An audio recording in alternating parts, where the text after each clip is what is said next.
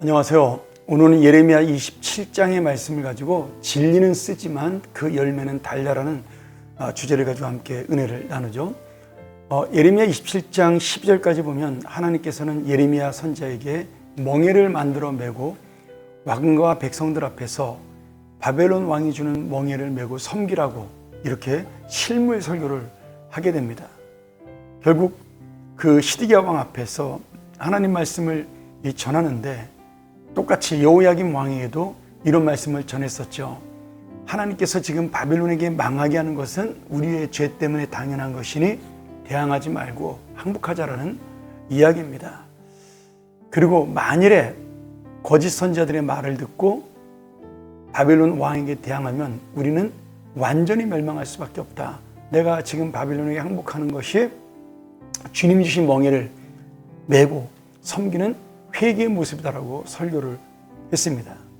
그러나 당시의 거짓 선지자들은 왕과 백성들의 귀에 좋은 말만 전했죠. 절대로 남유다는 바벨론에게 멸망하지 않는다. 오히려 우리는 하나님의 택하신 백성이니 하나님이 도우셔서 승리한 나 우리가 이길 수 있다. 이렇게 헛된 희망을 전해서 왕과 백성이 하나님 앞에 그 죄를 회개하지 못하도록 유혹하고 오히려 예레미야 선지자를 거짓 선지자로 비난하게 됩니다. 사실 당장 듣기에는 이 거짓 선지자들의 말이 나에게는 좋은 말로 들리고 나를 기쁘게 합니다. 이긴다는데, 승리한다는데, 하나님이 지켜주고 우리가 함께 한다는데, 그래서 마치 이것이 진짜 나에게 이루어질 것처럼 그런 말씀으로 들리게 되죠. 사실 우리에게도 마찬가지입니다. 하나님이 우리에게 어떤 고난을 주실 때는 두 가지의 경우죠. 하나는 우리의 믿음을 성장시키기 위한 테스트로 주실 때가 있고, 또 하나는 내가 하나님 앞에 범죄함으로 그것을 깨닫게 하기 위한, 또는 나를 그 믿음 가운데 성장시키면서 나를 변화시키기 위한 하나님의 뜻으로 줄 때가 있습니다. 근데 이 고난 앞에 내가 하나님 앞에 원망하고 불평하고 왜 나만 이런 일을 당하고 왜 나는 계속 이렇게 힘든가 이렇게 생각을 한다면 우리 역시도 날마다 달콤하고 따뜻하고 네가 복을 받을 것이다, 잘 될 것이다, 성공할 것이다, 하나님이 보호하실 것이다, 이렇게 현실이 아닌 정말 꿈 같은 이야기만 한 그런 말씀을 우리가 듣는 것과 같습니다. 물론 그렇게 하나님이 감동을 주고 은혜가 주는 말씀을 주실 때도 있어요. 그런데 우리가 놓치지 말아야 될 것은 하나님의 진정한 복은, 하나님의 진짜 감동은 내가 하나님의 그 진리의 삶을 살 때 이루어진다는 이 사실입니다. 그러니 오늘 내가 이 고난 당하고 아픔 당한 어려운 일이 있을 때 하나님, 나의 문제는 무엇입니까? 라고 한번 돌아보는 것이 가장 중요한 것이죠. 우리가 이런 의미로 참된 말씀과 거짓된 말씀을 구분하는 것이 쉽지 않습니다. 아니, 참된 말씀을 들으면 마음이 부담되고 거짓된 말씀이 달콤하니까 우리가 어떻게 보면 알면서도 거짓 말씀을 따라하기가 쉽습니다.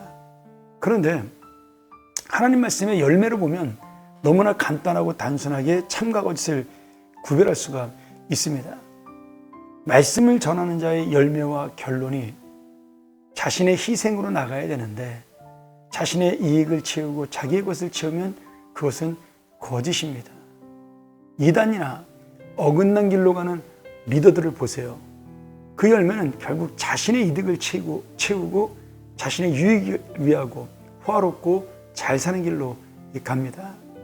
우리가 볼 때는 내가 원하는 대로 그 사람이 가는 것처럼 보여도 자신의 영광이 드러나고 자신의 유익만 채우게 되면 그 결과는 잘못된 악의 열매를, 그 심판의 열매를 맺게 되는 것이죠.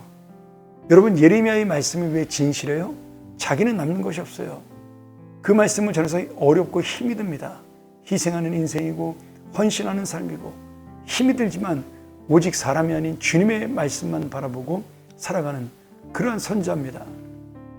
그러니 예레미야가 진짜죠. 굳이 이렇게 어려운 이야기를 할 필요가 없다라는 거예요. 자신의 유익을 위해서. 그러나 하나님 말씀에도 이 시드기야 왕은 거짓 선지자의 말을 듣다가 결국 바벨론의 공격으로 예루살렘은 폐허가 되고 성전은 무너지고 수많은 백성은 죽거나 포로로 잡혀가고 자신도 두 눈이 뽑힌 채 포로로 끌려가는 비참한 결과를 만나게 됩니다. 오늘 이런 의미로 우리가 예레미야의 중심과 마음을 잘 이해해야 하는 것이죠. 하나님께서 바벨론 왕을 섬겨야 살 것이라는 말씀은 비겁하게 항복해서 목숨을 구걸하라, 그런 의미가 아닙니다. 지금 바벨론 왕을 심판의 도구로 사용하시는 하나님의 통치를 인정하라는 거예요. 나의 죄를 회개하고 이 나라와 이 민족을 위해 믿음으로 하나님 말씀 앞에 순종하는 그런 희생의 삶을 살라는 의미입니다. 우리도 내기에 달콤한 이야기, 나에게 듣기 좋은 이야기, 야, 너 잘 될 거야, 성공할 거야, 괜찮을 거야, 이런 말씀은 내 안에 들리는데 내 마음에 걸리는 말씀, 회개해야지, 돌이켜야지, 너의 인생을 좀 바꿀 필요가 있지, 이런 말씀이 은혜가 되지 않는다면 우리 역시도 내가 지금 예레미야의 말을 거부했던 왕과 백성은 아닌지 돌아볼 필요가 있다는 것이죠. 이 부담되는 말씀을 믿어야 살 수 있어요. 순종해야 살아납니다.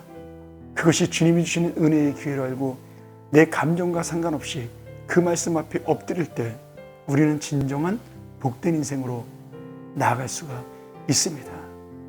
오늘 여러분 이 말씀을 통해서 오늘 하루 진리 앞에 나를 돌아보고 내가 정말 주님의 말씀을 듣기 원하는지 아니면 내가 원하는 말을 듣기 원하는지 한 번 더 깊이 생각하여 주님 앞에 순종하는 믿음의 자녀가 되기를 간절히 축원합니다.